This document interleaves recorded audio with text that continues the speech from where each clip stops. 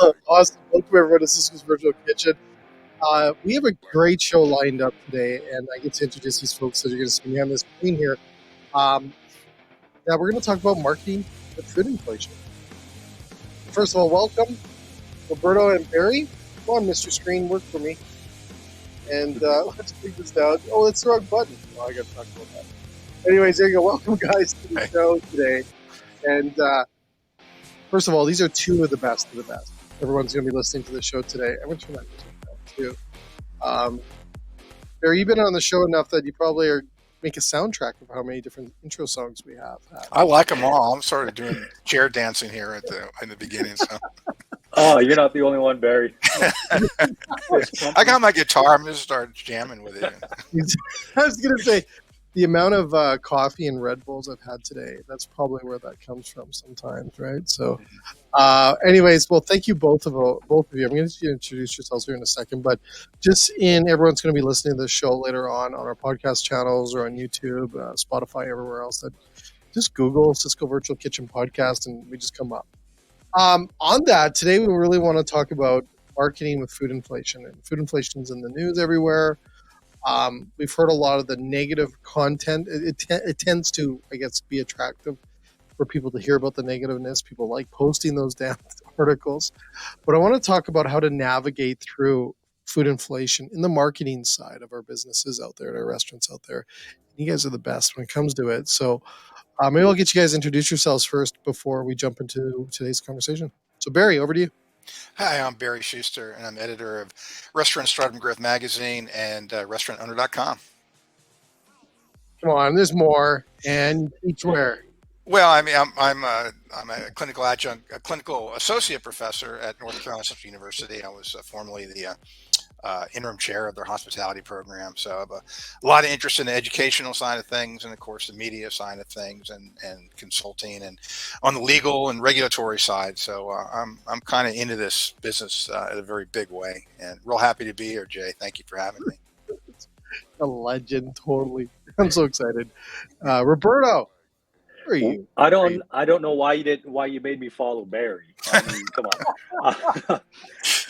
Roberto Sarju, Senior Director of Marketing at Smooth Commerce, digital online ordering platform. I've been marketing my entire career. And, aside from that, I also teach the food and beverage marketing course at Centennial College, which is exciting. So influencing the next generation of food service operators. And previous to that, spent some time over at Restaurants Canada, leading the marketing there, as well as leading as editor-in-chief of Menu Magazine. So a lot of great experience with a lot of great people across the country. It's been fun. Yeah, so another legend as well. We probably have all read some stuff of yours or seen your stuff, both of you, many, many times.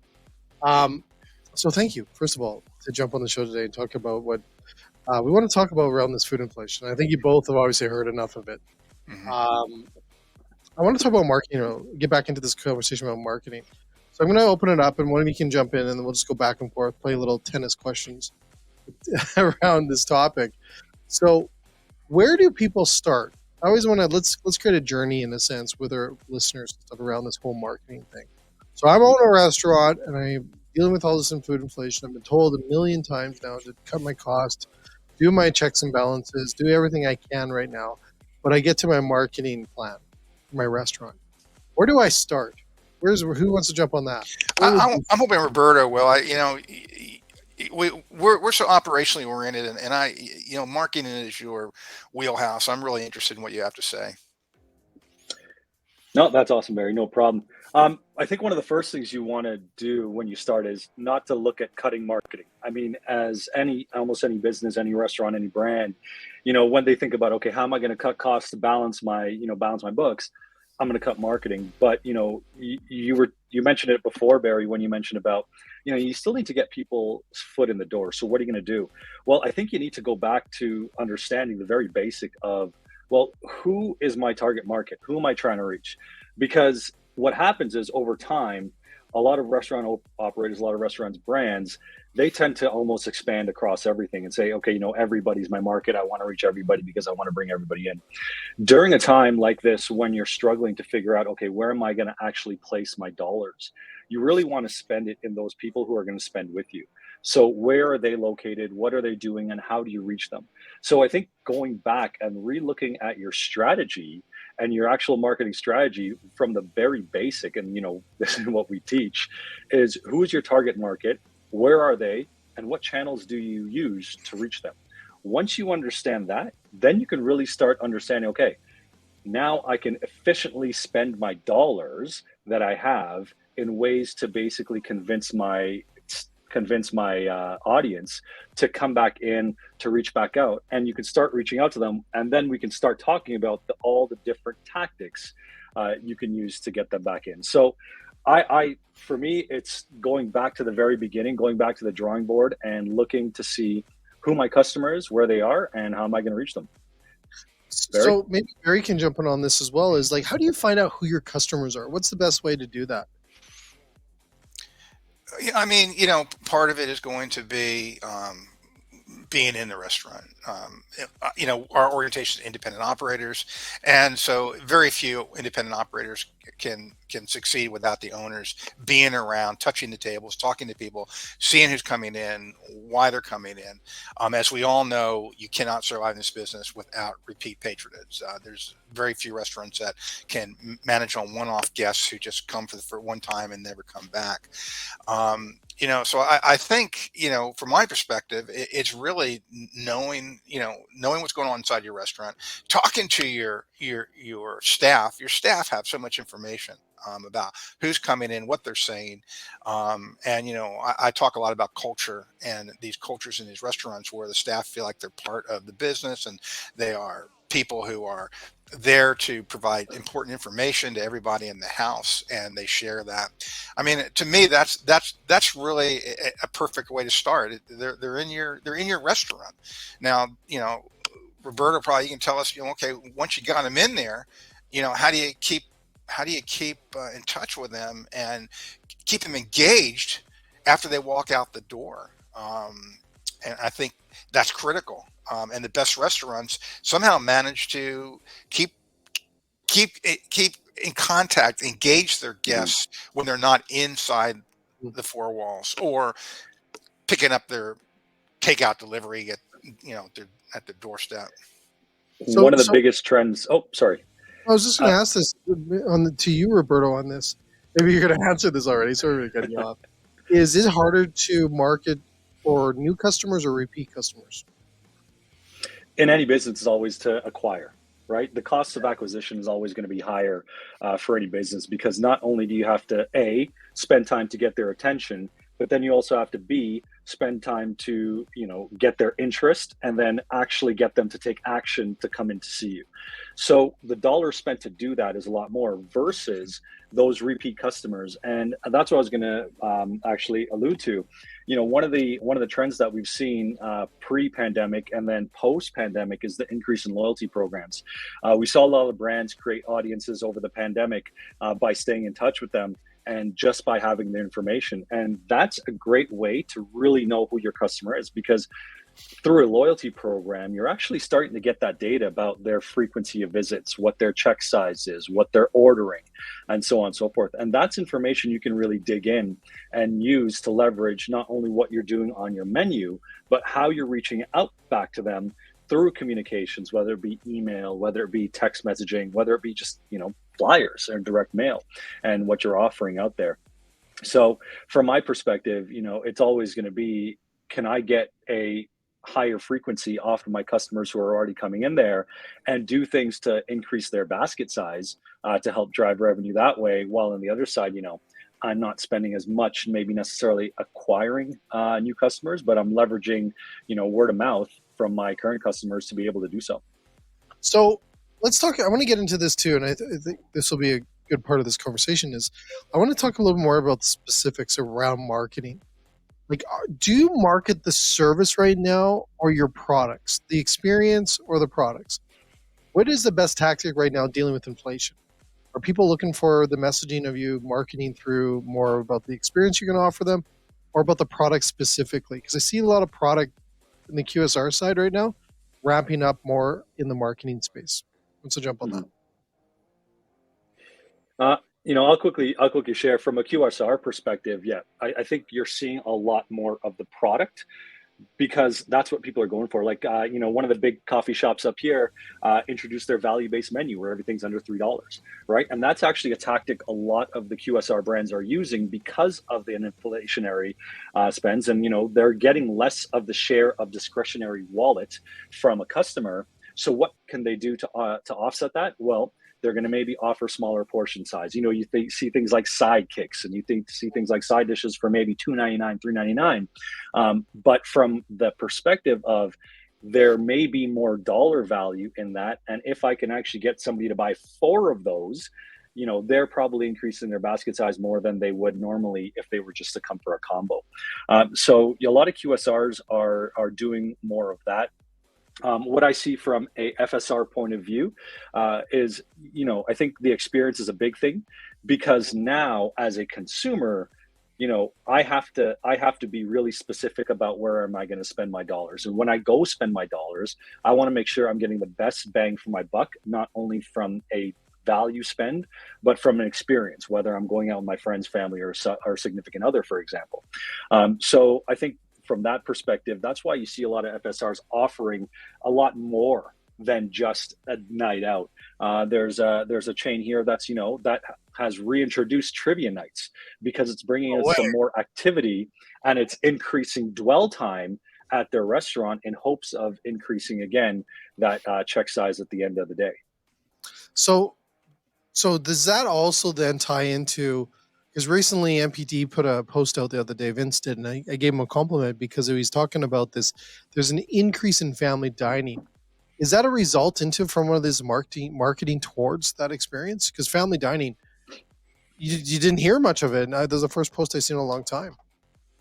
No, it's true. I know exactly the same post you're talking about. I saw that from It was a goodie. It I was a saw that goodie. from them as well. It was. And, I fall into that exact category where I'm heading out with my family and I'm looking for the best value, but a great experience with food as well. And so, for me, there are a few brands that I know that I could go to.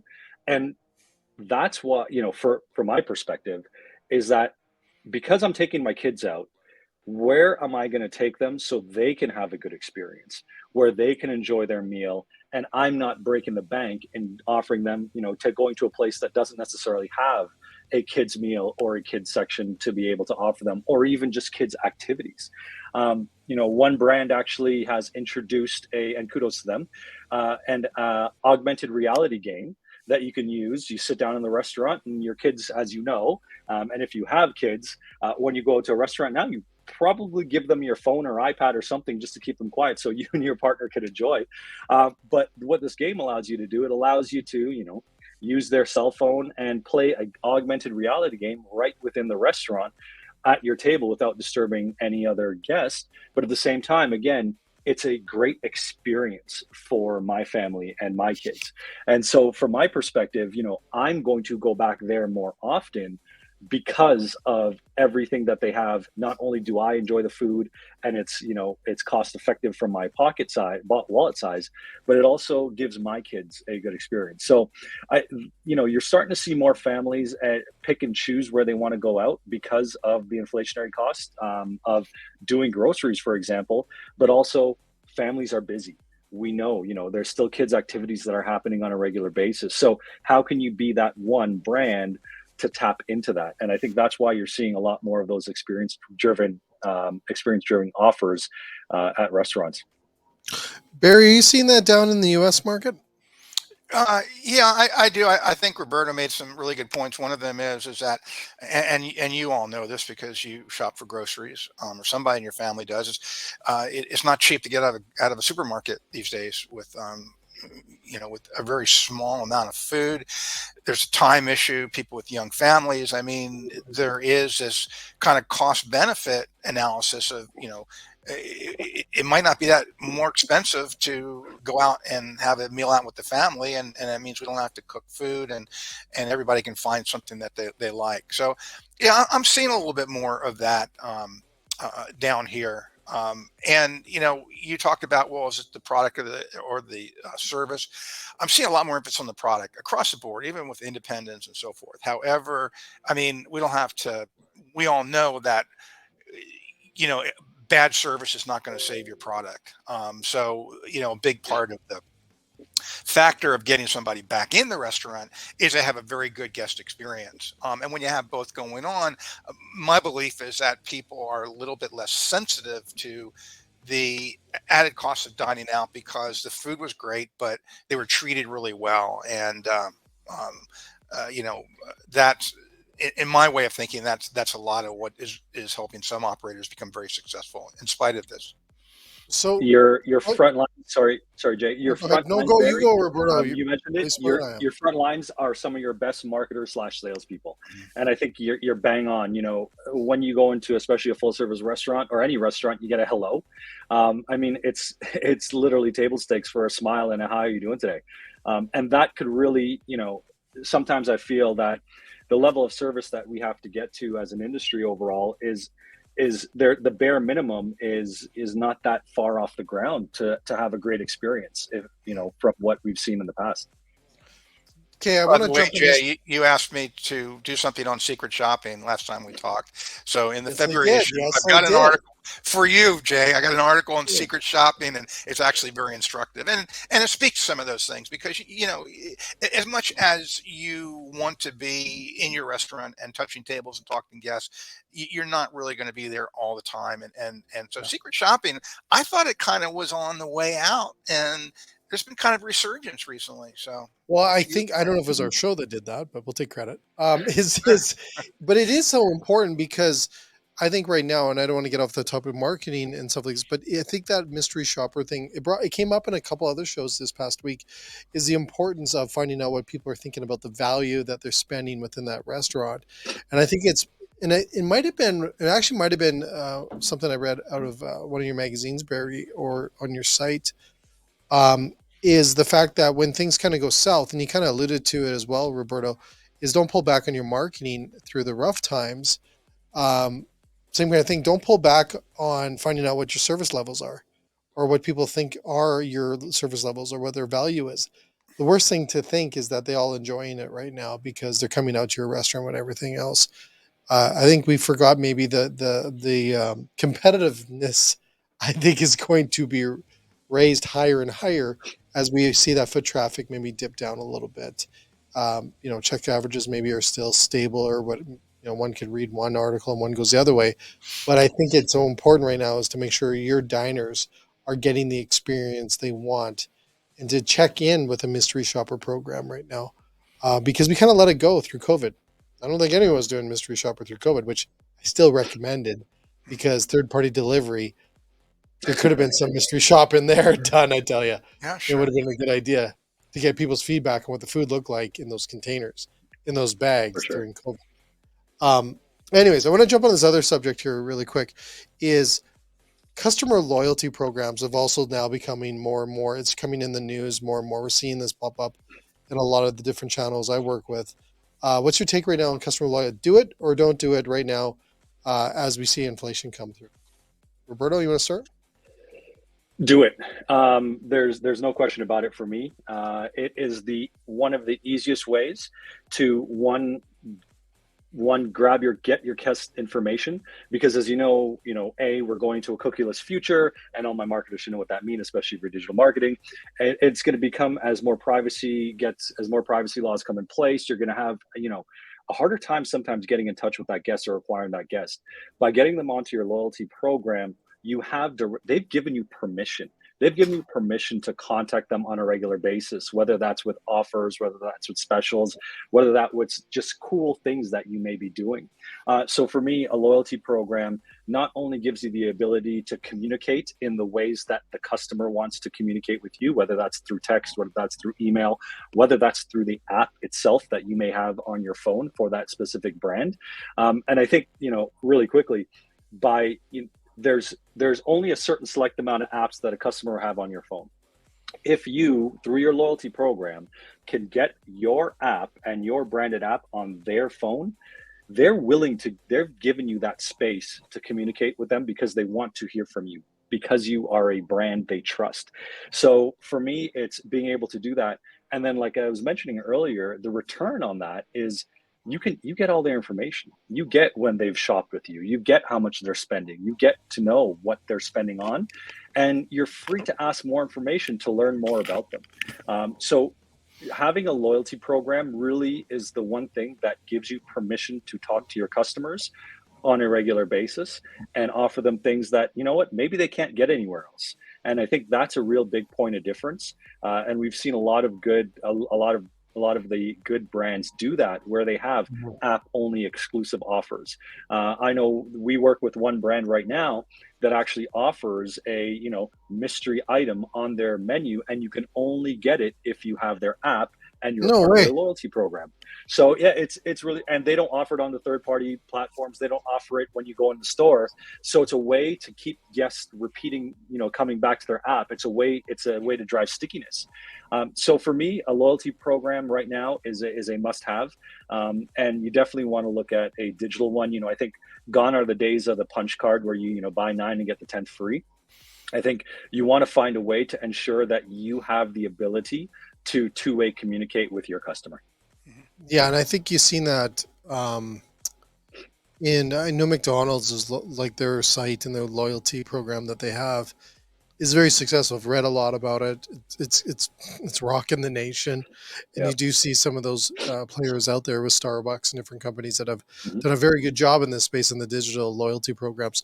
I think Barry, you guys invented the loyalty program in our industry. In the Yeah, articles you wrote way back in the day, what's your take on them? What's your take on them? well, and I'm not here to promote.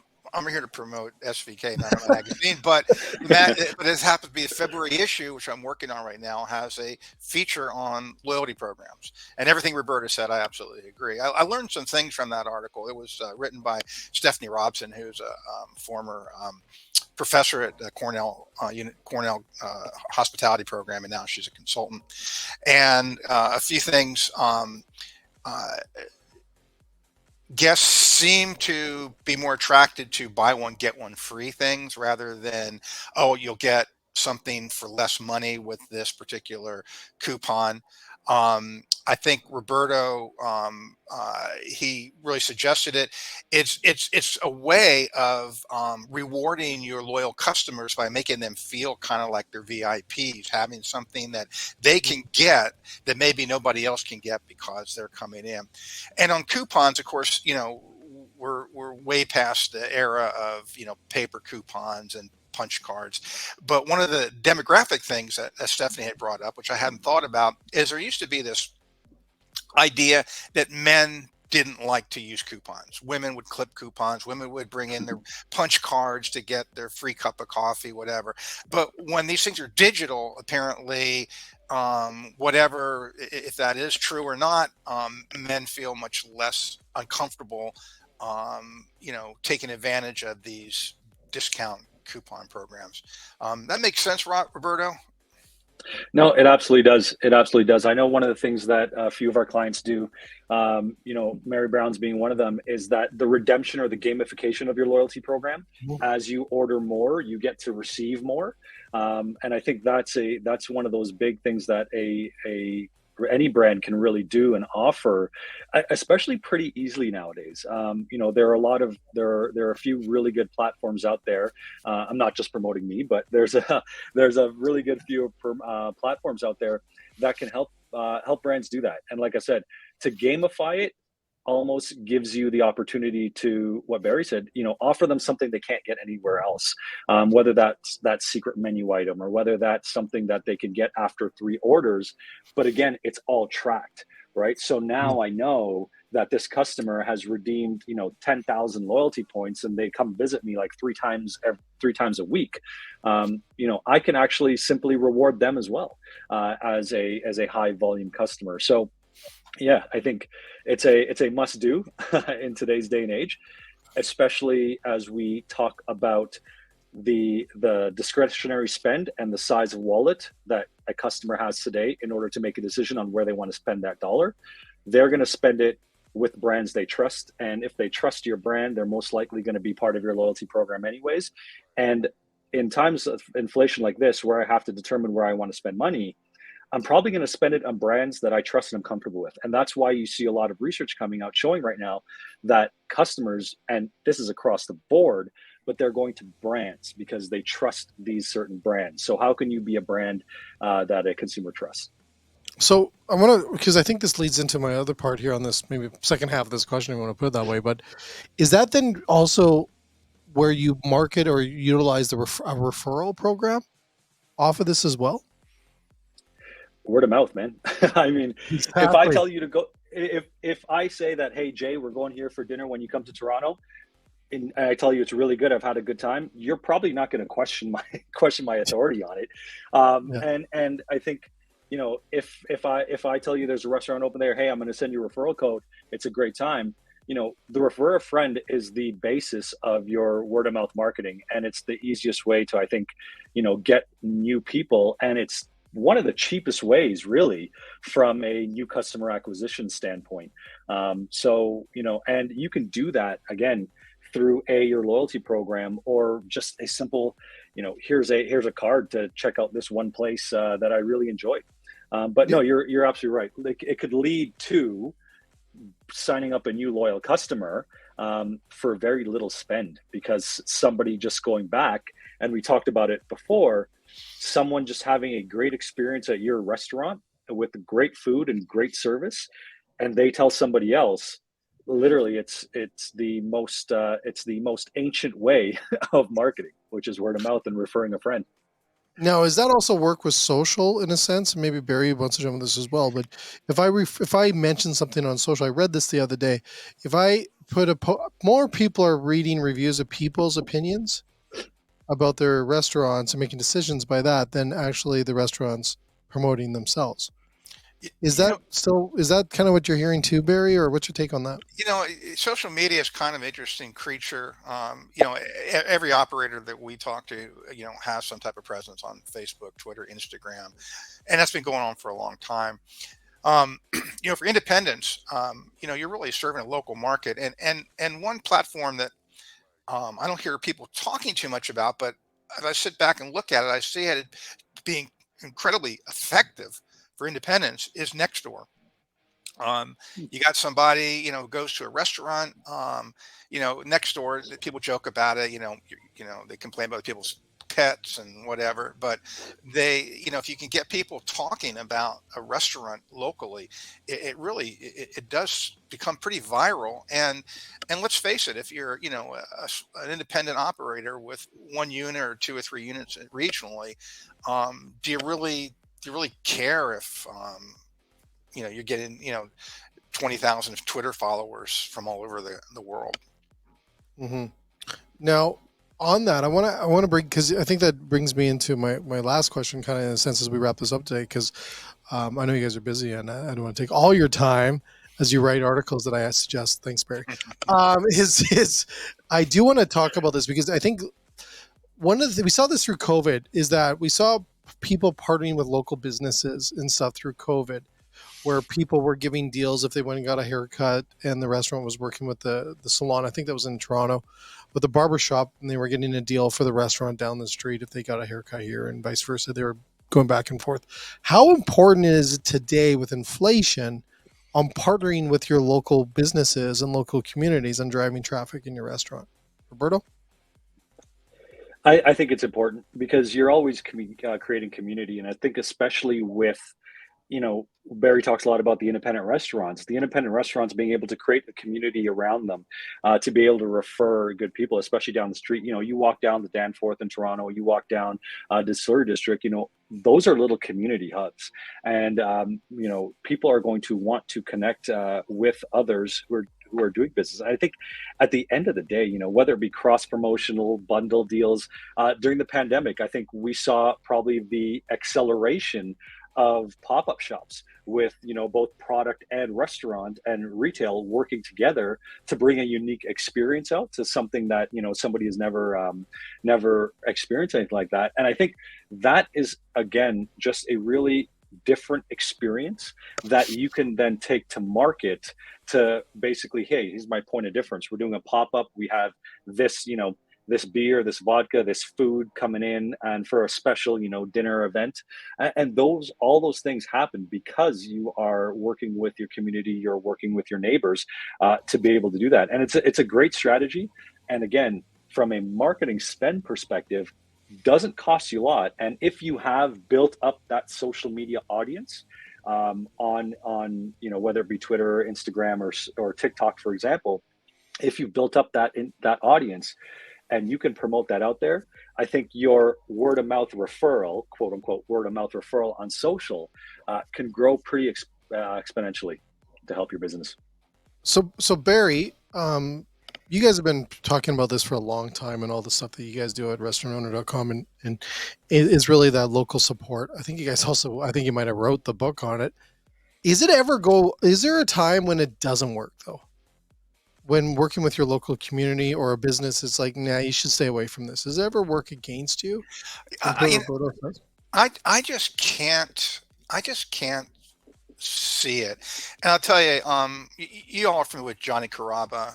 He is very successful, and he had Carabas, and he had, I don't know how many units, 600 units, and his whole family were very big in the business. And if you have, whether you have 600 units or 1 unit, Johnny said, you win and lose in this game at the unit level. More than that, you win and lose this game with each and every meal. So every restaurant brand is in a local market. Even they may have 1,000 units, each one of those units is in a local market. So I could try to think about it, but I can't think of any downside of being really engaged with other merchants, with the community, with Chamber of Commerce, to be part of that. I think that's meaningful. Roberto, what's your take on that as a guy who thinks about marketing all the time? So my biggest, I guess, caveat, or my biggest thing when it comes to regards to working within your community or working with, co-partnering with brands or so to bring some experience, is just ensuring that, again, going back to the very beginning of our conversation, that your target market fits in with the target market of the person that you're co-branding with, because the consumer is smart enough to understand when two brands come together and it just doesn't make sense. Mm-hmm. I think you have to think about that from a brand level to say, does this make sense for my brand? Does it match my brand identity? And does it work for me? Because if not, my consumer will get it. My consumer will probably say, well, why are they doing this? So I think that's the only thing I can think of, Barry, just to make sure that your audience and your identities are in sync versus being completely opposite. Now, there are probably opportunities where I could be wrong on that. But I think, again, the consumer is smart enough to know, well, why are they doing this? And might question you more than versus getting excited about it. Maybe a donut shop isn't a great partner for an Iron Gym then, right? Well, no, but I want to ask that because I have seen some of that, though. I want to ask that because we have the experts on here, because I have seen where sometimes you look and go, why are they marketing that way? But it's got my interest level, and they've kind of broke the norm.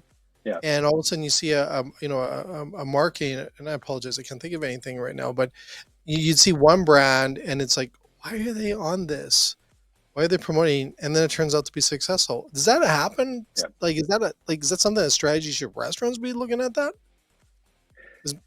Maybe a donut shop ad in a gym is a good idea. I don't know, Barry. It's crazy. I'll say that, in some cases it might. And I'll tell you one example you have is, for example, Planet Fitness has pizza nights, right? And you wouldn't think of pizza as a healthy option. Perfect. But they already do that, right? So their identity or their target market are probably the same people that pizza is going after anyways. So they're doing it that way. So in some cases, like I said, there may be opportunities where my markets are actually, there's some crossover there where I could take opportunity advantage of. But in most cases, like I said, if you can make that match, and again, Planet Fitness in terms of who they market to, They're not marketing the Gold Gym guys. They're not marketing, you know what I mean? The Venice Beach guys. They're not marketing those guys. And so they're marketing the people that, eat pizza on a regular basis. So it just makes sense. So that's why I think it's important to go back to that type of thing and to take a look at, hey, is there some crossover here that I can take advantage of? And it's even better when you can actually make something happen where my consumers don't expect it, but hey, you know what? We actually are talking to the same people. So how can we make this work? Yeah, I think it's also a little risky too, and it might be scary for some operators to say, let's go try something completely different and then find out it works as well, right? So, but I love that. That's pizza night in the gym. Who thought of it, eh, Barry? Like, geez, there's another article, Barry. Yeah. There's another one. Well, first of all, I want to thank you both for joining us today on our show and giving your insights and expertise on this, because I do believe that I want to ask this last one. You guys can wrap up this conversation today is around the fact that inflation is tough. It is tough on a lot of restaurants. It's just tough, period, on restaurants right now. And I think the more that we can have these conversations and share some ideas and get people thinking about this, especially in the marketing space, because Roberto, you hit it on the beginning. I've worked with a lot of restaurants over the years, and the budget in marketing usually goes or disappears when times get tough. Could you guys, one of you jump, I'm going to get you both to say this, but two things that I want you to leave for today's conversation that people can think about moving forward. Who's going to start out? Maybe I'll start with Barry and then we'll get Roberto. But two things you can share with our listeners, Barry, in our industry to take away not only from today's talk, but when they're thinking about their marketing as they move forward. Two things. Get people to talk about you any way you can. Get the word out. It has sort of this rolling effect, and you never know where it's going to stop. And then, you've got to look at your operations very carefully. There's still the issues. Your food costs are up. So you need to talk to your vendors. Is a prime vendor relationship really the way to go? Are you using the kitchen management system to avoid mistakes that are costly? Are you cross utilizing? Are you doing menu engineering? I mean, these are the kind of things that we've been talking about for years and years. And they're not sexy because they're old school, but I kind of have to leave with that because they do help you eke a little more profit out of what you're doing. Mm-hmm. Awesome. Roberto? And, to build on that, all those things can be done once you really know who your customer is. That's my biggest thing, is that if you know who your customer is, whether that's through a loyalty program, whether that's through talking to your staff, as Barry mentioned before, you can then identify, what are those popular menu items? What are those things that I can maybe create some value out of? And what are those things that I can then offer, my customers to be able to increase their frequency as they're challenged with their decision on where am I going to spend my money today? So one, know who your customer is, do all those things, and then create value for them and create an experience for them to come back into you on a more regular basis. There you go. You heard it from the experts, folks. You guys are legends. But anyways, thanks both of you. And to everyone else, tune in tomorrow. We're back again at 3 p.m. Eastern time with more content. We're the only daily food service show. I always got to remember how that line goes. The only daily food service show out there in the industry, I think on the planet as well. We don't have pizza night, though. We got to start. But I hope today you took some thought-provoking ideas from these two gentlemen that are incredible in the industry. And thank you both for being on the show today. Thank you, Jay. Thank you, Jay, for having us. Excellent. And like I said, tune in tomorrow at 3 p.m. Eastern time and on Friday as well. And to everyone else, get out there and support our industry. And let's see if I can get these buttons right this time. Anyways, thanks so much. And take care, everyone. And we'll talk to you soon. Cheers.